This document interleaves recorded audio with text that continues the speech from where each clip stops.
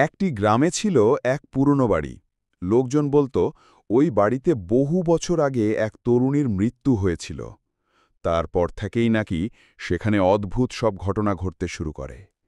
কেউ রাতে ওই বাড়ির পাশ দিয়ে গেলে শুনত মেয়ের কান্নার শব্দ। কখনো আবার জানালার ভেতর সাদা পোশাকে এক মহিলার ছায়া দেখা যেত। একদিন শহর থেকে কিছু বন্ধু বেড়াতে এলো গ্রামে। ওরা শুনলই বাড়ির গল্প।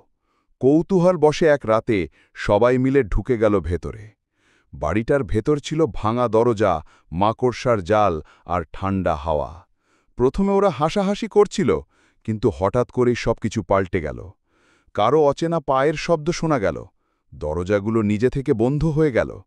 হঠাৎ এক বন্ধু দেখল দেয়ালের আয়নায় সবার প্রতিবিম্ব আছে, কিন্তু তার নিজেরটা নেই। ওরা চিৎকার করে বের হতে চাইল, কিন্তু প্রধান দরজা আটকে গেল। তারপরেই অন্ধকারের মধ্যে ভেসে উঠল এক নারীর কণ্ঠস্বর, "তোমরা কেন এলে? আমি শান্তিতে থাকতে চাই।" সেই রাতে সবাই প্রাণে বাঁচলেও কেউ আর স্বাভাবিক জীবনে ফিরতে পারেনি। চোখ বন্ধ করলেই শোনে সেই ভয়ঙ্কর কণ্ঠস্বর। আজও গ্রামের মানুষ ওই বাড়ির পাশে যেতে ভয় পায়, আর যারা গিয়েছিল তারা আর কখনো আগের মতো নেই। গল্পটি যদি আপনাকে শিহরিত করে, তবে আমাদের চ্যানেল সাবস্ক্রাইব করুন, কারণ এখানে আপনি পাবেন আরও ভৌতিক ও রহস্যময় কাহিনী।